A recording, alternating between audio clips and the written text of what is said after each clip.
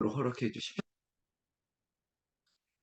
아, 여러분 가지고 있는 성경에 오늘 예레미야 8장 18절에 소 제목을 성경은 선지자의 번뇌 막 이렇게 적은 것을 여러분들도 보실 것입니다. 대부분 아마 그렇게 아마 안내를 하고 있을 것 같고요. 또 우리가 매일 성경에 있는 제목은 탄식하는 예레미야 막 이렇게 제목을 달았습니다.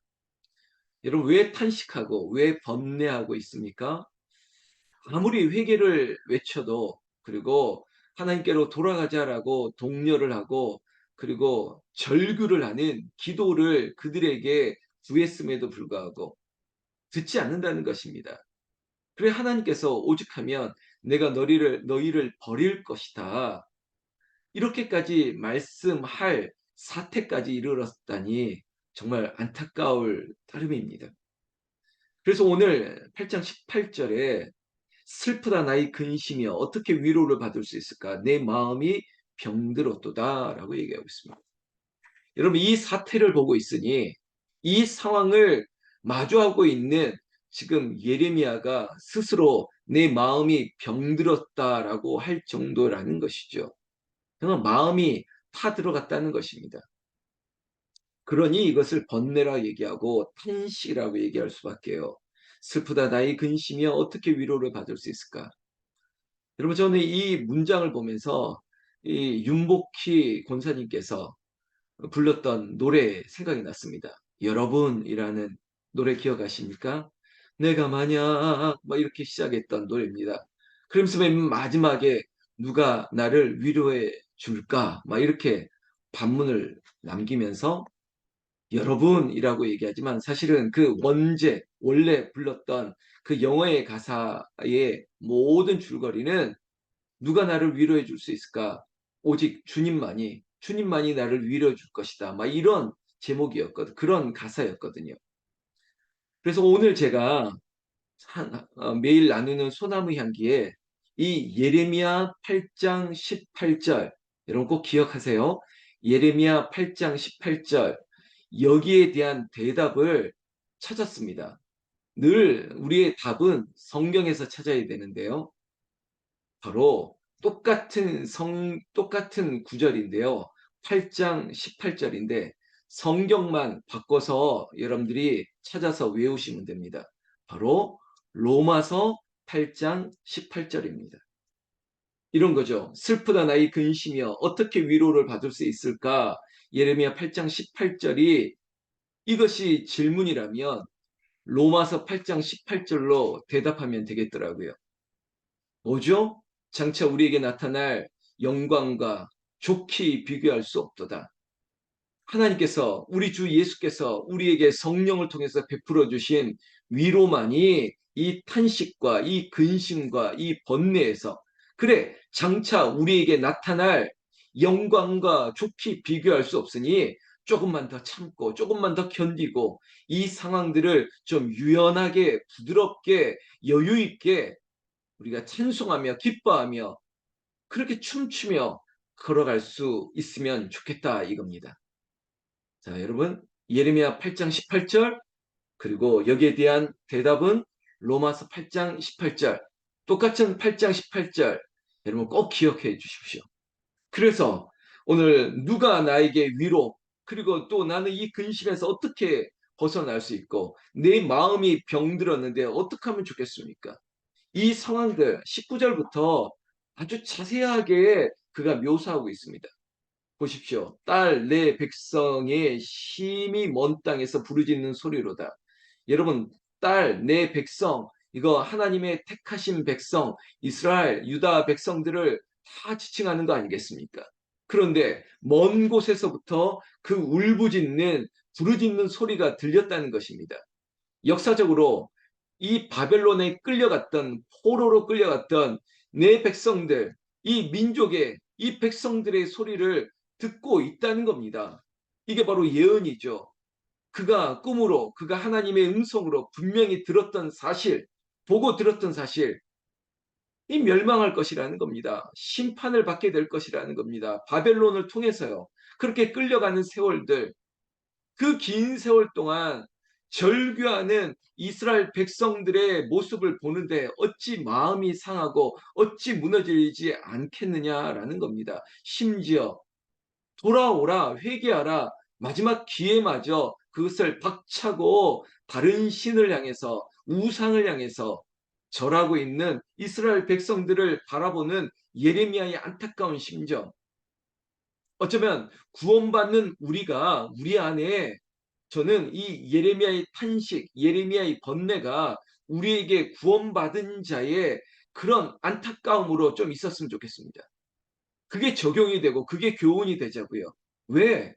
우리는 뻔히 구원받고 예수 그리스도로 말미암아 의롭게 되고 하나님의 영광의 나라의 상속자로 살아가는 이 부드러움과 여유와 이 안정감이 여기서 그치지 말고 조금 더 나아간다면, 다른 것 말고 구원받아야 될 저 영혼들, 마치 물에 빠져서 구조선을 기다리고 누군가는 손 내밀어 건져줘야 되는 저 죽어가는 영혼들을 바라보는 번뇌, 이 탄식, 예레미야처럼 우리도 이 상황 가운데 우리도 좀 안타까워해야 되지 않겠습니까?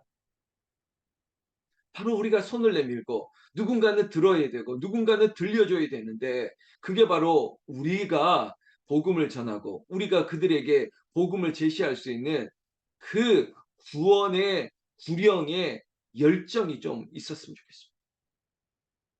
20절 말씀에 보면 추수할 때가 지나고 여름이 다하였으나 우리는 구원을 얻지 못한다 하는도다. 제가 지금 그 구령의 열정, 지금 다 죽어가는데, 저 빠져가는 자 누군가는 구원해야 되는데, 지금 예레미야의 심정도 마찬가지입니다. 추수 때가 이미 지나고 여름이 다 했는데 여전히 구원을 얻지 못한다 하는 이 상황들, 지금 하나님께서 버리겠다라고 말하는 이 지경까지 왔음에도 불구하고 여전히 19절 후반절에 보면 그들이 어찌하여 그 조각한 신상과 이방의 헛된 것들로 나를 경노하게 하였는고 하시니, 여러분 이렇게까지 말했는데 정신을 차리지 못한다고요? 경각심이 없어요. 에이, 그냥 말로 하는 소리겠지. 에이, 설마 그런 일이 있겠어? 이게 문제라는 것입니다. 21절 보십시오. 19절과 동일한 구조 아닙니까? 딸 내 백성이 상하였으므로 나도 상하여 슬퍼하며 놀라움에 잡혔도다. 여러분 우상 숭배로 죄악에 이미 큰 문제로 빠져 있습니다. 여러분 이 상황들을 바라보면서 슬퍼하며 놀라움에 붙잡혀 있는 예레미야, 22절에 길라앗에는 유황이 있지 아니한가, 그곳에는 의사가 있지 아니한가, 딸 내 백성이 치료를 받지 못함은 어찌 됨인고.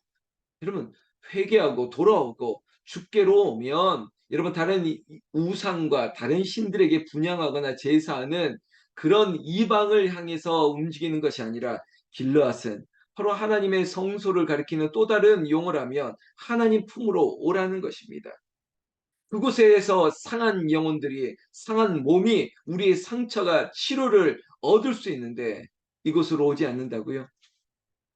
오직하면 이 8장의 이야기가 9장까지 연결되지 않습니까? 9장 1절에 어찌하면 내 머리는 물이 되고 내 눈은 눈물 근원이 될고 죽임을 당한 내 딸 백성을 위하여 주야로 울리로다. 여러분 예레미야 선지자, 이런 별명을 우리가 그 네이밍을 이렇게 지울 수 있지 않습니까? 바로 눈물의 선지자.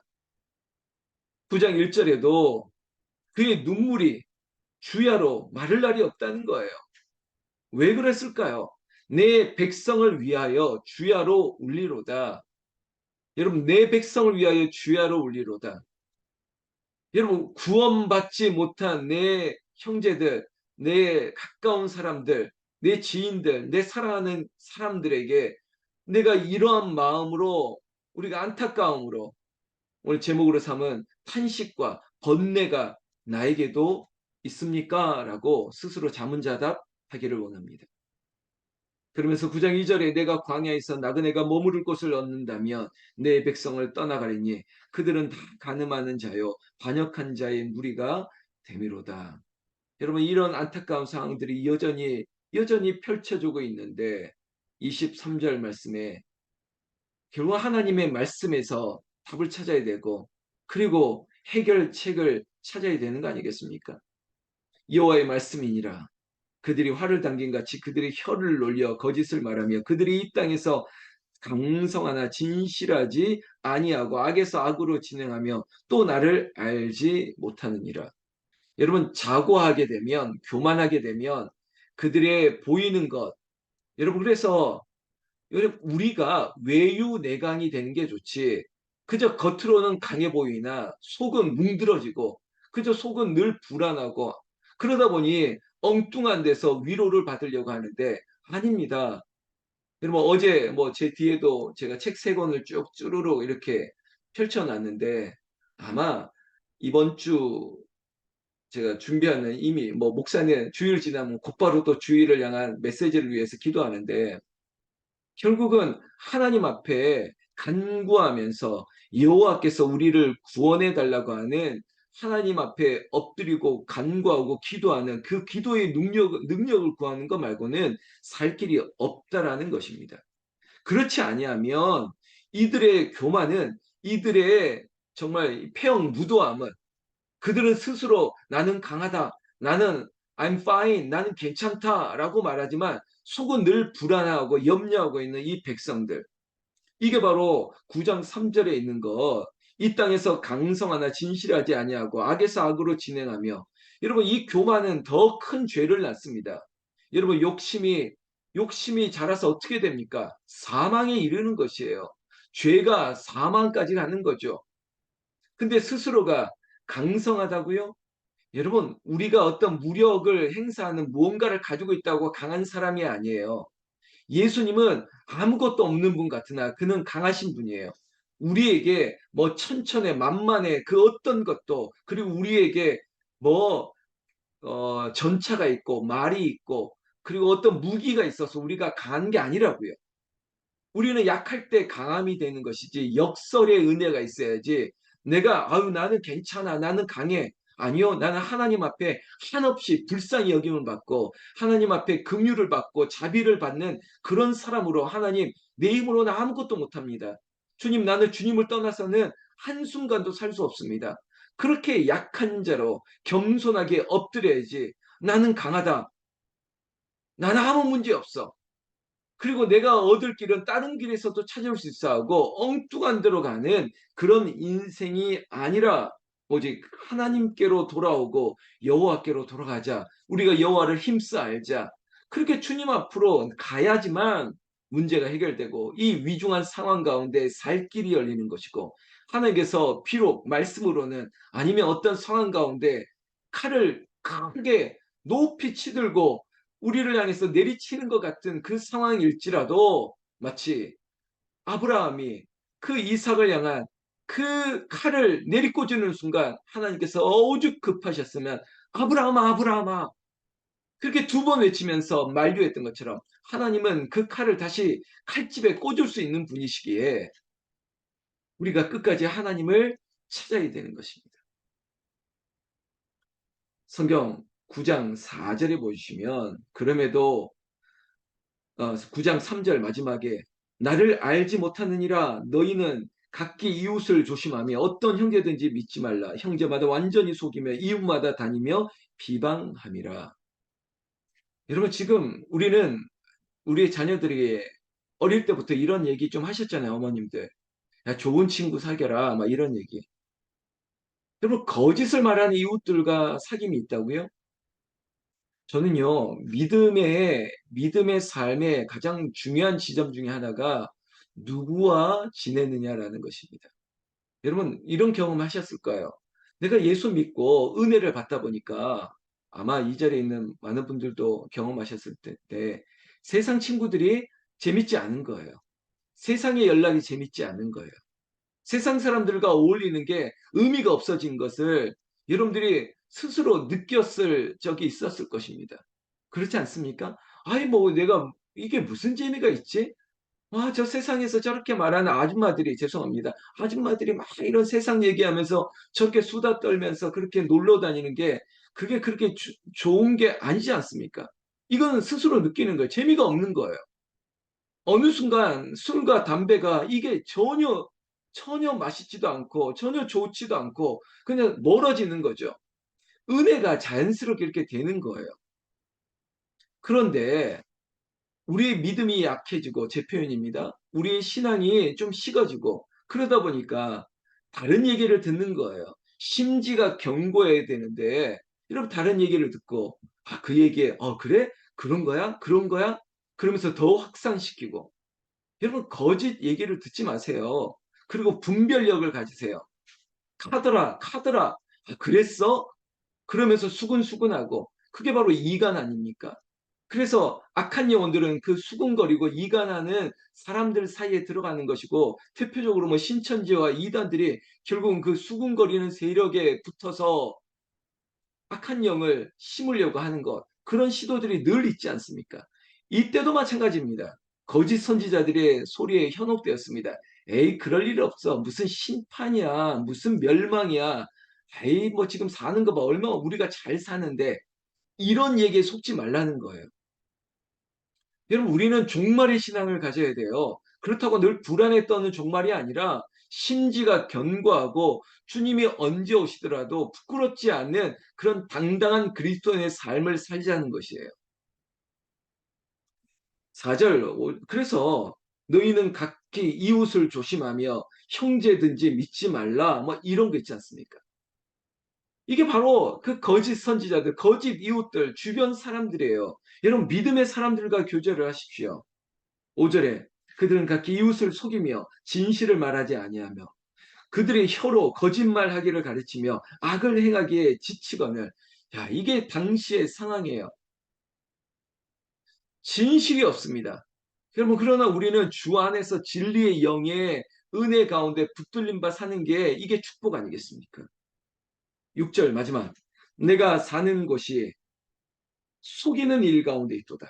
그들은 속이는 일로 말미암아 나를 알기를 싫어하니라. 여호와의 말씀이니라. 여러분 이런 상황들 가운데 목사님 저는 이 상황과 멀어 너무 별개의 것입니다.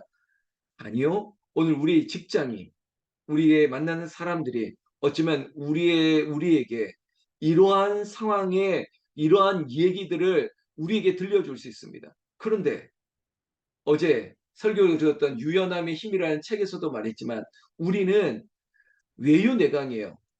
우리는 그런 얘기를 듣는 것 같으나 우리의 중심은 심지가 견고해서 오히려 그들에게 생명의 구원의 복음을 전할 수 있는 삶이 복음이 되고 복음의 말을 할 수 있고 그리고 그들에게 예수 그리스도의 구원을 전할 수 있는 예레미야와 같은 선지자의 삶, 그들에게 안타까움으로 왜 그것들로 인해서 즐거워해? 주 안에 있는 기쁨이 있다는 것을 여러분은 말로도 아니면 우리의 삶의 한 주간에 우리의 삶을 통해서 분명히 나타낼 수 있기 때문에 여러분 탄식하는 예레미야 우리가 근심하는 내 이름을 여기에 붙이더라도 우리에게 있어서 위로가 있다면 바로 로마서 8장 18절 장차 우리에게 나타낼 영광과 좋게 비교할 수 없기 때문에 그래 예수 그리스도의 말씀으로 성령의 충만함으로 이겨낼 수 있는 저와 여러분들 승리하시기를 우리 주 예수님의 이름으로 축원합니다. 기도할까요?